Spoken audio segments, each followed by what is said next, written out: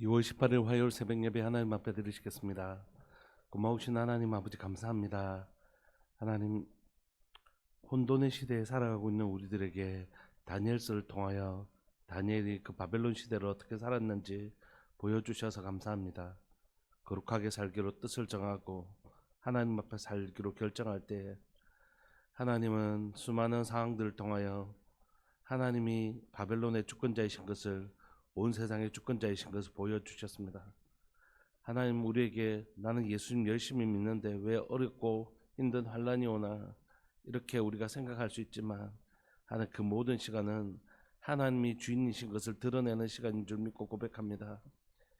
예수님께서 제자들 데리고 풍랑으로 가셨지만 예수님 말씀 따라 풍랑 갔는데 왜 풍랑이 생기는 것이 아니라 우리 주님은 풍랑도 잠잠하게 하시는 분이신 것을 가르치시기 위함인 줄 고백합니다. 오늘 사랑하는 우리 성도들이 살아가는 동안 생기는, 예수님을 믿고 따르는 길에 생기는 그 어려움들 속에서 주님은 하나님이 주권자이신 것을 드러내시기를 기뻐하시는 분이신 줄 믿고 고백합니다. 우리 성도들 그 삶 속에서 하나님 그 믿음의 고백하며 살아갈 수 있도록 주님 도와주옵소서. 하나님이 온 세상 주권자이시다. 내 하나님이 온 세상 주권자이시다. 이 믿음 가지고 걸어가는 사랑 우리 성도들 될 수 있도록 주님, 우리 성도들의 마음 한 사람 한 사람들을 붙들어 주시기를 간절히 바랐고 소망합니다. 오늘도 이 새벽에 말씀으로 우리를 붙드시고 지켜 주옵소서. 사랑하는 예수님의 이름으로 감사하며 기도합니다. 아멘. 우리 찬송가 310장 함께 찬양 들으시겠습니다. 찬송가 310장입니다.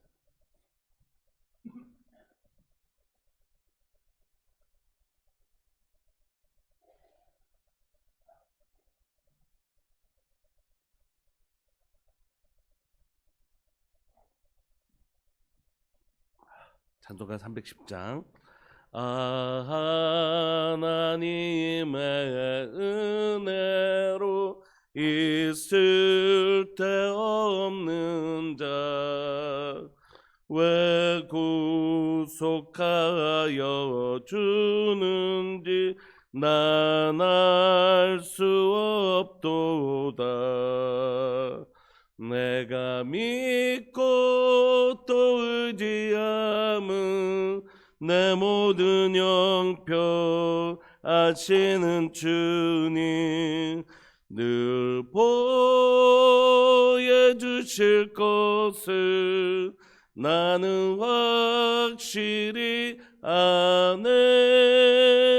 왜 내게 굳센 믿음과 또 복음 주셔서 내 마음이 항상 편한데 난 알 수 없도다. 주님, 내가 믿고 또 의지함은 내 모든 형편 아시는 주님 늘 보여주실 것을 나는 확실히 아네.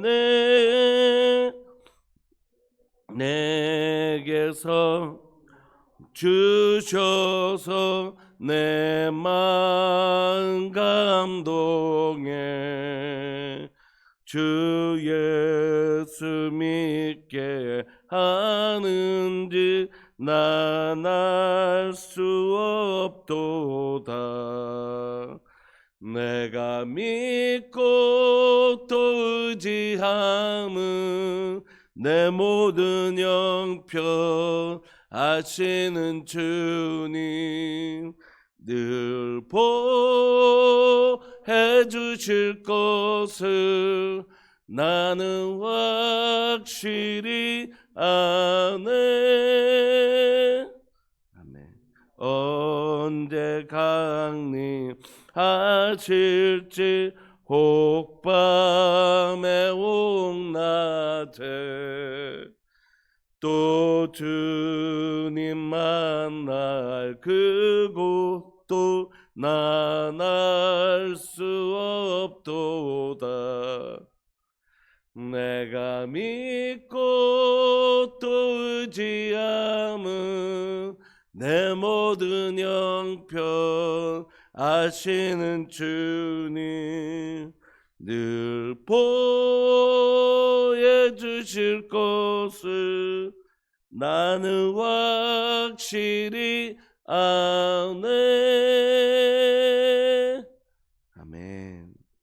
우리 하나님의 말씀 요한복음 13장 21절부터 30절까지. 요한복음 13장 21절부터 30절까지 함께 보시겠습니다.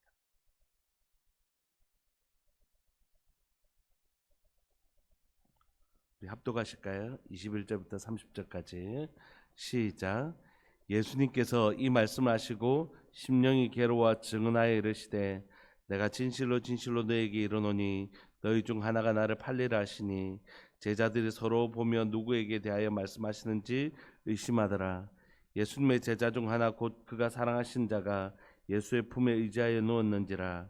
시몬 베드로가 머리짓을 하여 말하되 말씀하신 자가 누구인지 말하라 하니 그가 예수님의 가슴에 그대로 의지하여 말하되 주여 누구니이까. 예수님께서 대답하시되 내가 떡 한 조각을 적셔다 주는 자가 그니라 하시고 곧 한 조각을 적셔서 가룟 유다의 아들 유다에게 주시니 조각을 받은 후 곧 사단이 그 속에 들어간지라. 이에 예수님께서 유다에게 이르시되 네가 하는 일을 속히 하라 하시니 이 말씀을 무슨 뜻으로 하셨는지 그 앉은 자 중에 아는 자가 없고 어떤 이들은 유다가 돈꾀를 맡았으므로 명절에 우리가 쓸 물건을 사라 하시는지 혹 가난한 자들에게 몫을 주라 하시는 줄로 생각하더라. 유다가 그 조각을 받고 곧 나가니 밤이러라. 아멘.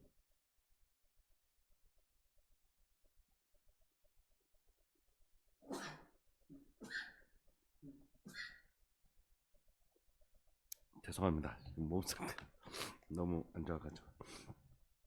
오늘 예수님께서 제자들의 발을 씻기시고 이제 제자들에게 다 발을 씻기시고 섬기신 그 말씀이 지나서 오늘 21절에 예수님께서 이 말씀하시고 이제 제자들 중에 한 사람이 이제 예수님을 부인하게 될 것을 주님께서 너무 잘 아셨죠. 그래서 21절에 예수님께서 이 말씀하시고 심령이 괴로워 증언하여 이르시되 내가 진실로 진실로 너희에게 이르노니 너희 중 하나가 나를 팔리라 이렇게 말씀하십니다. 주님이 하나님의 역사 속에 역할들이 있잖아요. 이 사람은 하나님의 선한 일을 감당하는 역할, 이 사람은 악한 일을 감당하는 역할을 하는 사람들이 있거든요. 역사 속에서는 하나님의 선하신 하나님의 뜻을 이루는데 선한 역할을 하는 사람들이 있고 어떤 사람은 결국 하나님의 뜻을 이루는데 악한 역할을 하는 사람들이 있단 말이에요. 하나님이 그렇게 정하셨기 때문에 하나님의 주권적인 측면도 있지만 그의 악함을 하나님 사용하시는 것이죠. 근데 그 악한 역할을 하는 사람이 예수님의 제자인 거예요. 예수님이 3년 동안 사랑하고 아끼고 말씀 전해주시고 하나님의 놀라운 하나님의 나라를 보여줬던 가장 가까운 제자가 자신을 파는 일은 아마 예수님에게도 굉장히 깊은 아픔이셨고 알고 있더라도 예수님에게 깊은 아픔이셨고 또한 그 영혼을 바라보면서 말할 수 없는 아픔이 있으신 거죠. 상처는 늘 가까운 사람에게 받거든요. 멀리 아무도 모르는 사람이 나를 욕하는 것과 내가 가장 사랑하는 사람이 나를 비난하는 일은 정도가 다르죠. 아픔이 다르고. 예수님께서 자신이 너무너무 사랑했던 그 제자가 자신을 팔고 이렇게 될 것을 너무 아시고 주님이 아프시기도 하시고 또 그 영혼이 그렇게 주님을 팔고 악한 일을 감당하는 것을 보시면서 우리 주님이 너무너무 아프셨던 거죠. 그래서 심령이 괴로워 주님이 그 영혼을 보시면서 안타까운 말씀을 하시는 것입니다. 22절에 보면 제자들이 서로 보며 누구에게 대하여 말씀하시는지 의심하고 그래서 예수님의 제자 중 하나 곧 그가 사랑하신 자가 예수님의 품에 의지하여 누웠는데 이거 예수님의 제자 중 그가 사랑하시는 자라는 건 별명인데 그건 바로 사도 요한입니다. 요한. 사도 요한이 가장 어린 제자였고 예수님이 별명이 사랑하시는 제자였습니다. 오늘 본문이 또 요한복음이기도 하고, 그렇게 해서 예수님의 품에 이렇게 의지하고 누웠는데 시몬 베드로가 머리짓을 이렇게 해서 누군지 물어봐 이렇게 얘기한 거죠. 그래서 말씀하신 자가 누구인지 말하라 하니 그가 예수님의 가슴에 그대로 의지하여 말하되 주님 누굽니까 하니까 예수님께서 뭐라고 대답하시냐면 내가 떡 한 조각을 적셔다 주는 자가 그니라 하시고 곧 한 조각을 적셔서 가룟 유다의 아들 유다에게 주셨습니다. 아마 이걸 즉시 이렇게 곧 이렇게 주셨지만 제자들은 서로 이렇게 눈치 보고 이러면서 그 떡을 나누는 중에 있었기 때문에 예수님께서 가룟 유다를 이렇게 적시하시는지는 아마 몰랐던 것 같습니다. 이 조각을 받은 후 사단이 그 속에 가룟 유다의 속에 들어가고 예수님께서 유다에게 이르시되 네가 하는 일을 해라 이렇게 말씀하셨는데 이 말씀 무슨 뜻으로 하셨는지 주변 사람들은 이 정황들을 잘 몰란 거예요. 사람들이 서로 이야기하고 떡 나누고 막 이러다 보니까 예수님께서 내가 이 떡을 잔에다 이렇게 적셔다가 이제 주는 그 사람, 포도주에다 적셔다 주는 사람, 떡 한 조각을 적셔다 주는 자가 그 사람이라고 했고 가룟 유다에게도 주셨음에도 불구하고 딱 이렇게 조용히 있다가 예수님만 주목하고 이렇게 준 게 아니고 당시에 서로 이야기하고 떡이 오가고 떡을 떼고 하는 일들이 있었기 때문에 아마 예수님께서 유다가 바로 예수님을 팔자라는 걸 말씀하셨음에도 불구하고 사람들이 이렇게 제자들이 정확하게 이해하지 못했던 것 같습니다. 그리고 예수님이 하시는 그 말도 무슨 뜻인지 못 알아듣고 29절 어떤 이들은 유다가 돈깨를 맡았으므로 명절에 우리가 쓸 물건을 사라 하시는지라 혹 가난한 자들에게 무엇을 주라 하시는 줄로 그렇게 착각한 것이죠. 근데 30절에 보시면 유다가 그 조각을 받고 곧 나가니 밤이러라 이렇게 밤이라고 하는 건 영적인 상황을 의미하는 것입니다. 지금 가룟 유다가 얼마나 어두움에 거하는 자인지를 어둠에 들어가는 자라는 것을 보여주는 것이죠. 오늘 본문에는 예수님의 안타까운 심정이 있죠. 예수님께서 가룟 유다가 자기의 악함을 가지고 결국 하나님의 큰 역사 속에서 악한 역할을 감당하는 가룟 유다, 그것도 자신의 제자가 자신을 파는 아픔을 겪으시는 예수님의 아픔도 있지만 또 그 영혼이 그런 역할을 감당하고 결국 그렇게 살아가고 그 결말을 주님 아시니까 너무 가슴이 아프셨던 거죠. 여러분 오늘 본문을 보면서 무슨 생각을 하게 되냐면 오늘 본문은 우리에게 분명히 얘기하는 것입니다. 여러분 예수님이 창세기로부터 지금까지 요한계시록에 이르기까지 하나님의 역사 속에서 하나님의 뜻은 결국 이루어집니다. 여러분 하늘에서 이룬 것 같이 결국 땅에서도 이루어지는 것이 우리 모두는 하나님의 뜻이 이루어지는 것을 볼 겁니다. 그리고 그 하나님의 뜻이 이루어지는 일에 우리 모두는 두 가지 역할 중에 한 역할을 반드시 감당합니다. 우리가 이미 구약 성경이나 이렇게 열왕기 때도 살펴봤던 것처럼 하나님의 말씀은 반드시 이루어집니다. 어떻게 하냐면 내가 하나님의 약속의 말씀대로 순종했더니 결국 이렇게 되더라. 그래서 하나님의 말씀은 진실하다는 것을 증명해요. 하나님이 우리에게 두 가지 약속을 하잖아요. 그리심산과 에발산의 약속을 하시잖아요. 너 하나님의 말씀에 순종한 복을 받아. 하나님의 말씀을 거역하면 저주를 받아. 이렇게 말씀하셨거든요. 어떤 사람은 그리심산의 방식으로 하나님의 말씀이 진실하다는 걸 증명해요. 하나님의 말씀대로 순종했더니 진짜 하나님이 약속하신 그 복을 받지. 하나님의 말씀에 순종했는 대로 이 사람들은 정말 하나님의 복을 누리잖아. 그게 단순히 현세의 복만 의미하는 건 아니지만 어쨌든 그 사람은 하나님의 약속이 진실하다는 것을 복을 받는 방식으로 증명하는 사람들이. 어떤 사람은 뭘 그럴까? 아니야. 하나님 말씀 순종한다고 해도 그런 복을 받는 것도 아니고 하나님 말씀을 어긴다고 해서 꼭 그런 벌을 받는 것도 아니야 하면서 불순종했더니 그 사람은 하나님 말씀 믿었나요? 믿지 않았나요? 믿지 않았어요. 그런데도 결국 벌을 받는 것을 통하여 증명해요. 뭘 증명하죠? 하나님의 말씀을 거절하고 하나님의 복음을 거절하면 저렇게 된다고 그랬는데 저 사람 안 믿더니 진짜 저렇게 되네 이렇게. 그러니까 여러분 우리 모두는 반드시 무엇을 증명하냐 하면 하나님의 말씀의 진실함을 증명합니다. 의를 행하는 자도 의인은 여호와께서 인정하시는 진짜 의인은 여호와께서 인정하시는 건 맞네 라고 증명하고, 악인의 길은 망합니다. 악인은 자기가 망하는 것으로 하나님의 말씀과 하나님의 신실함을 증명합니다. 우리 모두는 하나님의 진실하심과 하나님의 말씀이 진실하신 것을 반드시 증명하는 하게 돼 있어요. 모두가 그렇게 살게 돼 있습니다. 그래서 우리 모두는 두 가지 롤 중에 한 가지 롤을 가지게 살아요. 중간은 없습니다. 천국과 지옥뿐이지 중간 여는 건 없습니다. 오직 천국과 지옥뿐이에요.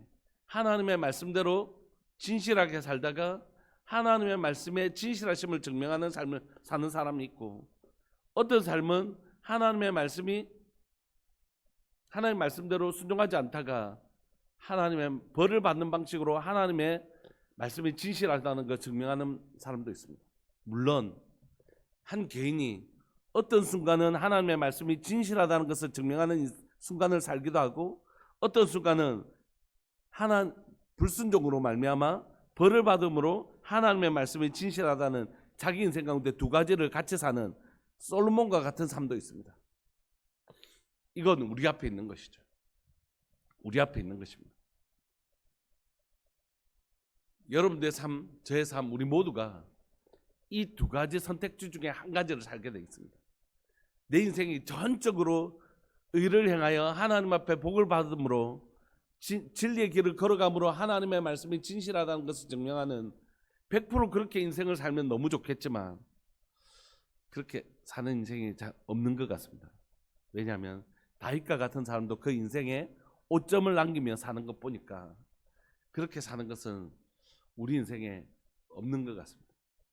그러니까 우리 모두는 일정 부분 하나님 앞에 하나님의 말씀을 진실하다는 것을 인정하며 살기도 하고, 또 일정 부분은 죄를 범함으로 또 하나님의 공의로운 심판이 임할 때 진짜 악을 행하면 하나님 저렇게 심판하시는구나, 그걸 보여주는 인생으로 사는 것입니다.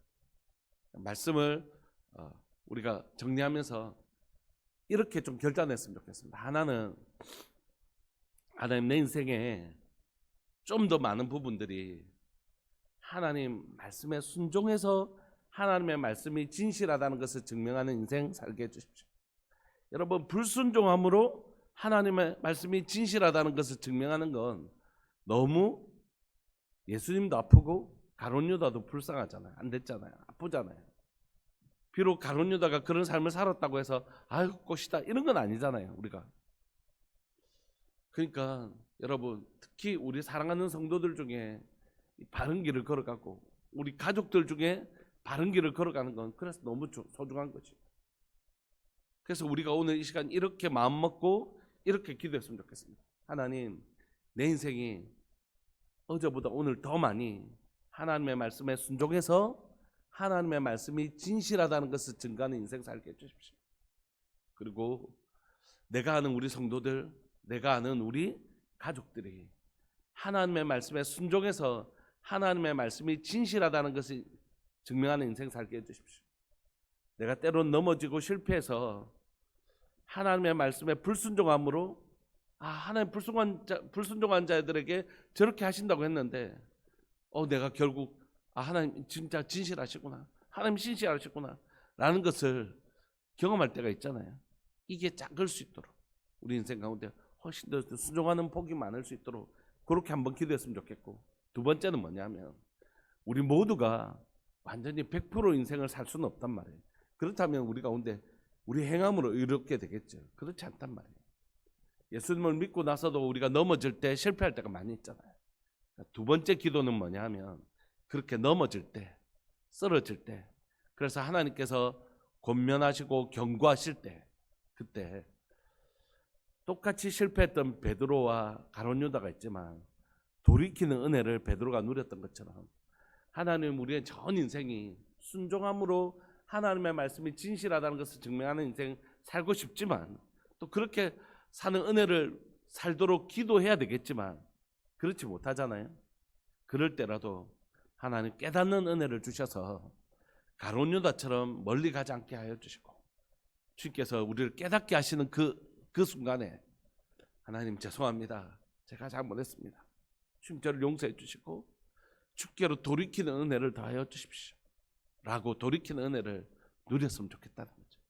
그때 우리는 또 한 번 하나님의 말씀을 증명할 것입니다. 어떻게 해요? 제가 억만제약이 있을지라도 흰 눈보다 더 희게 해주시겠다는 하나님의 말씀을 또 증명하는 순간이 되는 것이라고. 우리 함께 기도하실까요? 기도하실 때에 하나님, 오늘 이 시간 가룟 유다 같은 인생을 우리가 살지 않기를 원합니다. 다윗과 같이 하나님의 말씀에 순종함으로 하나님의 말씀이 진실하다는 인생을 살기를 원합니다.